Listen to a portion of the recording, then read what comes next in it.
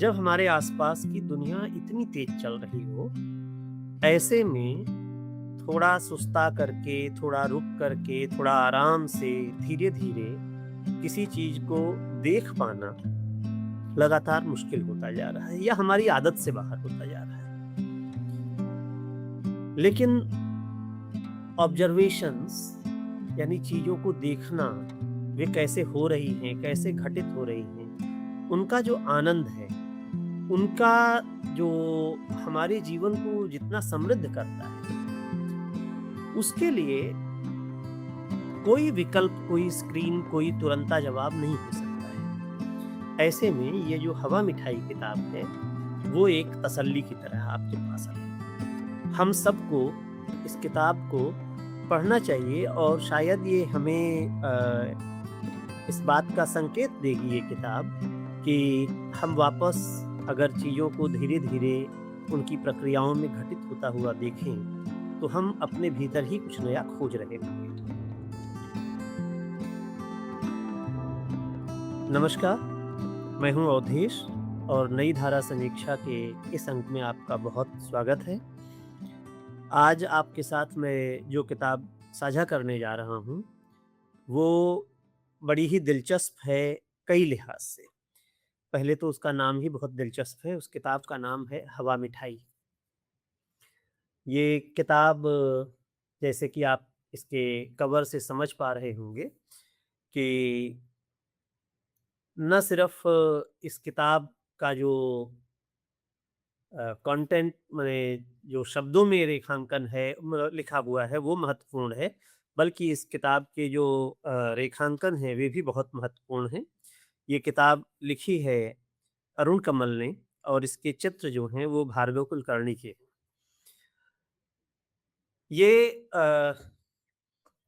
किताब पर बात करने के पहले थोड़ा-सा अगर मैं एक भूमिका आप लोगों को इस किताब की दूँ, तो ये है कि हम आजकल बहुत एक तुरंता किस्म के जीवन में हैं, जहाँ चीज़ें बहुत तेज़ रफ़्तार से हमारे आस-पास घटित हो रही हैं।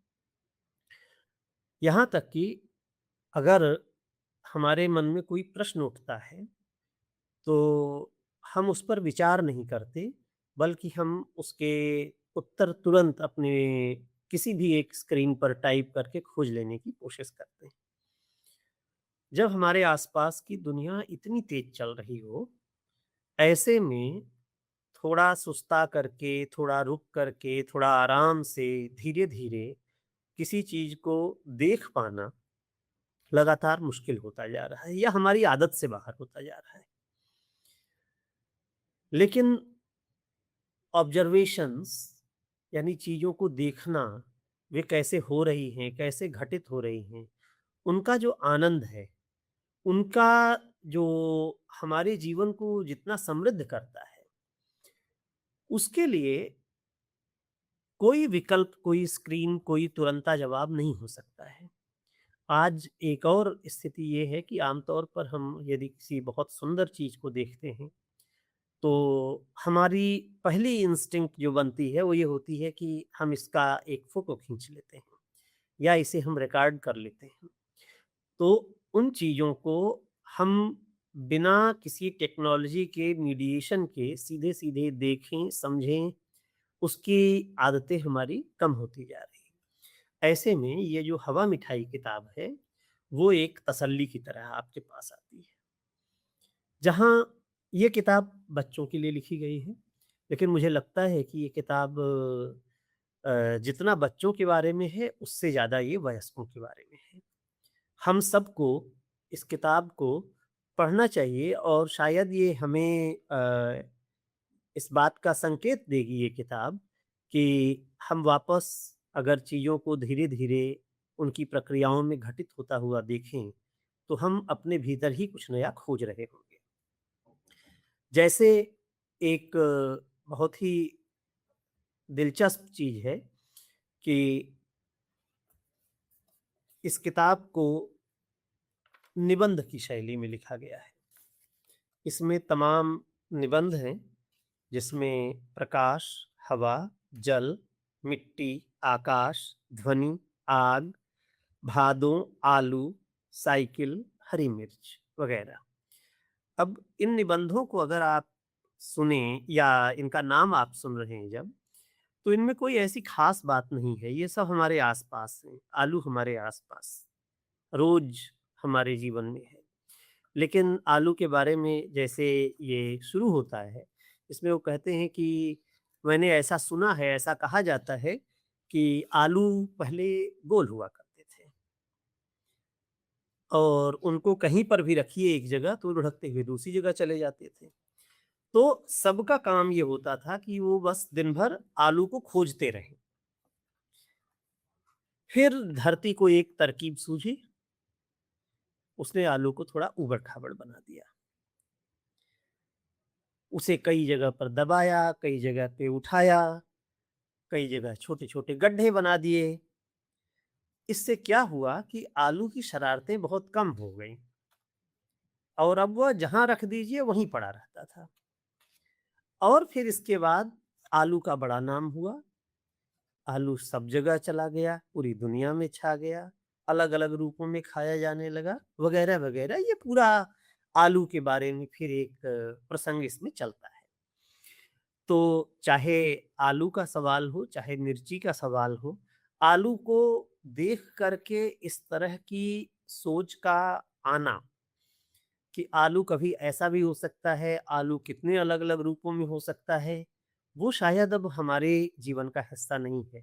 अब हमारे लिए आलू या तो एक सब्ज़ी है या एक फ़ास्ट फ़ूड है या वो चिप्स है, अलग-अलग रूपों में हमारे सामने है। लेकिन आलू हमारे आलू की उपस्थिति हमारे इर्द-गिर्द जो है, उसका कोई ऑब्ज़र्वेशन अपने पास नहीं होते हैं। आम तौर पर वो आलू पराठे हो जाते हैं और आलू की सब्जियाँ हो जाती हैं। इसी तरह से जब बात हवा की आती है, तो वो भी एक दिलचस्प ऑब्ज़र्वेशन है कि सबने एक मुहावरा सुन रखा है कि अ, वो तो हवा खा के ज़िंदा रहते हैं। तो होता है कि हमारे घर एक मेहमान आए और उन्होंने ये कहा कि उनको जब मैं 1 गिलास पानी पिलाने के लिए गया, तो उन्होंने कहा, "नहीं, नहीं, मुझे पानी नहीं चाहिए, मुझे तो बस 1 गिलास हवा चाहिए। बस 1 गिलास हवा ला कर के दे दो, मैं तो हवा खा के ही ज़िंदा रहता हूँ।" और फिर मैं असमंजस में पड़ गया कि हवा कहाँ से ले आई जाए? हवा कहाँ है? फिर हमने देखना शुरू किया कि जब पेड़ की पत्तियाँ हिलती हैं, तो कहते हैं कि हवा चल रही है, लेकिन दिखाई नहीं पड़ती है। तो इस तरह से वो पूरा जो हवा का एक्सपीरियंस है, हवा हमारे भीतर जा रही है, हवा हमारे भीतर से बाहर आ रही है। इस तरह की छोटी-छोटी चीज़ों में हवा मौजूद तो है, लेकिन हमने कभी हवा के बारे में सोचा नहीं। और पूरे इस निबंध में हवा के बारे में ये सारे विचार करता हुआ बच्चा इस जगह पे पहुँचता है, कि यह जब सब जगह हवा है, सब जगह मैंने इसे महसूस किया है, तो मैंने इसके बारे में कभी नहीं क्यों नहीं सोचा कि वो अगर एक गिलास है, तो उस गिलास में खाली नहीं है, उसमें हवा है। और अंत में वो अपने मेहमान को एक खाली गिलास दे देता है और कहता है, "लीजिए, आप हवा पीजिए।" तो ऐसे ही भादों, हम सब जानते हैं कि भादों बरसात का समय है।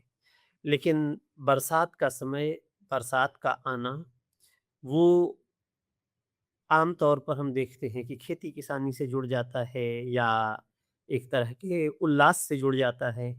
लेकिन वो खेती-किसानी का भी जो जुड़ना है भादों का या बरसात का, उसके जो एक्चुअल रियल डिटेल्स जिसको कहा जाए, जहाँ बरसात अगर शुरू हो रही है तो कैसे सबसे पहले कौन भागेगा? सबसे पहले बकरी भागेगी। सबसे बाद में कौन भागेगा? सबसे बाद में बैल भागा। आराम से धीरे-धीरे वो थोड़ा मज़ा लेकर के बरसात का तब वो गया छाया में। बकरी को नहीं पसंद है। कैसे प्रकाश कम होता है, कैसे रोशनी मद्धिम होती चली जाती है, कैसे अचानक से आप देखते हैं, ऑब्ज़र्व करते हैं कि पेड़ पे एक कौवा बैठा हुआ है जिसको आप पूरी तरह काला समझते हैं और आपने देखा बरसात में जब वो अपने पंख फड़फड़ा रहा है, सुखाने की कोशिश कर रहा है कि अरे! भीतर वाले पंख इसके तो सफ़ेद हैं। तो ऐसे दिलचस्प ऑब्जर्वेशंस के साथ अरुण कमल की ये किताब जो है हवा मिठाई, ये बच्चों के लिए तो बहुत ज़रूरी है, इस लिहाज से कि आस-पास की चीज़ों को ऑब्ज़र्व करना सीखते हैं वो, उसमें अपनी कल्पना का इस्तेमाल करना वो सीखते हैं। और बड़ी सफलता लेखक की ये है इसमें कि निबंध होने के बावजूद इसको आप पढ़िए तो कहानी जैसा रस है। वो निबंध, ना तो उसको ललित निबंध बनाने की कोशिश की गई है, ना ही नीरस निबंध बनाने की कोशिश की गई है। ये दूसरी चीज़ जो बड़ी महत्वपूर्ण है कि लिखा तो अरुण कमल ने है, वरिष्ठ कवि हैं, लेकिन दृष्टिकोण जो है वो किसी बच्चे का है। वो बच्चे के नज़रिए से देखने की कोशिश की गई है।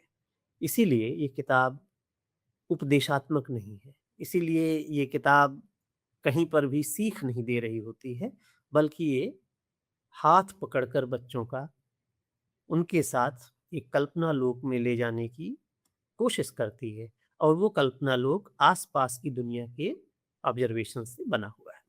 तो दिलचस्प किताब है, आप लोगों को पढ़ना चाहिए। ज़रूर एक बार इसको देखें। और एकतारा ने इसे प्रकाशित किया है, हवा मिठाई। बहुत-बहुत धन्यवाद।